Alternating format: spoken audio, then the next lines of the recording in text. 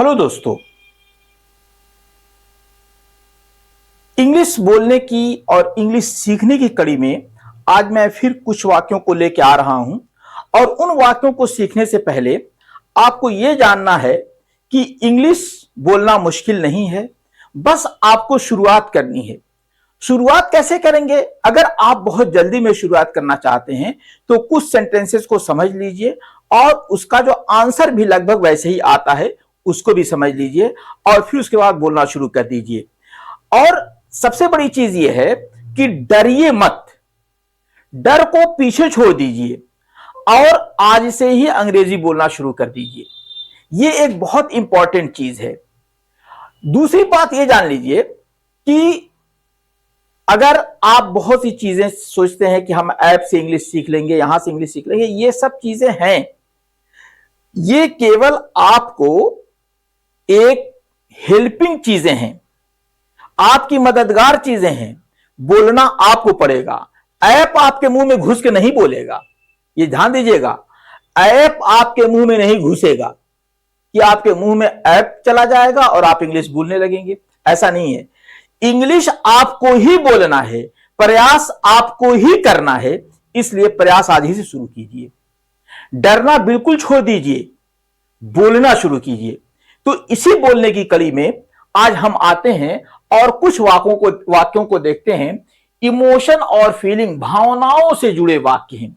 ये अक्सर आप भावनाओं से जुड़े कुछ शब्दों को सीखते हैं या बोलते हैं, वही है आई एम वेरी हैप्पी, मैं बहुत खुश हूं। देखिए, इन वाक्यों को जब आप बोलेंगे तो सामने वाला इंप्रेस होगा। आई एम वेरी हैप्पी, मैं बहुत खुश हूं। आई एम फीलिंग सैड, मैं दुखी महसूस कर रहा हूं, अर्थात मैं दुखी हूं।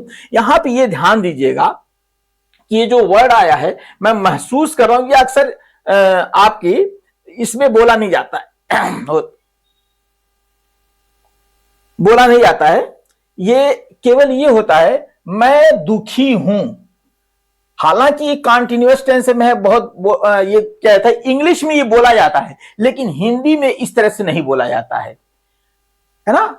क्योंकि ये क्यों मैं ऐसे किया हूं, अभी होगा तो इस पे कमेंट आएगा। तो ये है आई एम फीलिंग सैड, मैं दुखी हूं, मैं इस वक्त दुखी हूं, है ना। मैं दुखी महसूस कर रहा हूं, अर्थात इस समय मैं दुखी हूं। अगला सेंटेंस आ रहा है I am angry with you, I am angry with you, मैं तुमसे नाराज हूं। नेक्स्ट सेंटेंस आ रहा है डोंट वरी, चिंता मत करो। डोंट वरी, चिंता मत करो। एवरीथिंग विल बी फाइन, देखिए ये बहुत ही पॉजिटिव सेंटेंस है।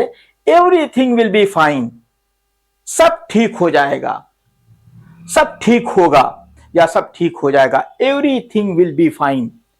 नेक्स्ट सेंटेंस है I am afraid of, I am afraid, मुझे डर लग रहा है। आई एम अफ्रेड, मुझे डर लग रहा है। नेक्स्ट है आई एम एक्साइटेड, मैं उत्साहित हूं, मैं जोश में हूं।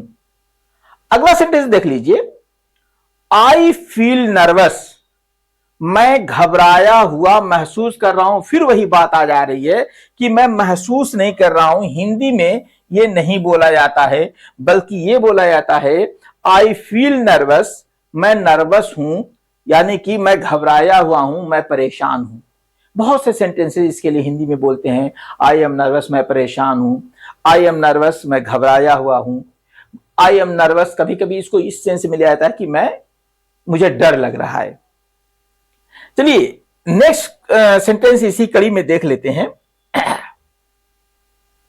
I trust you, I trust you, मैं तुम पर भरोसा करता हूं। आई ट्रस्ट यू, ये बहुत ज्यादा, ये सेंटेंस भी बहुत बोलते हैं कि मुझे तुम पर भरोसा है। आई ट्रस्ट यू, मुझे तुम पर भरोसा है, मैं तुम पर भरोसा करता हूं। ठीक ना, दो तरीके से बोला जाता है। देखिए एक चीज जान लीजिए कि कोई ऐसी बात नहीं कि आप एक ही सेंटेंस को लेकर लकीर के फकीर बने रहिए। देखिए बार बार मना किया जाता है कि ट्रांसलेशन मत कीजिए, हिंदी में मत सोचिए, डायरेक्ट इंग्लिश में सोचिए। क्यों?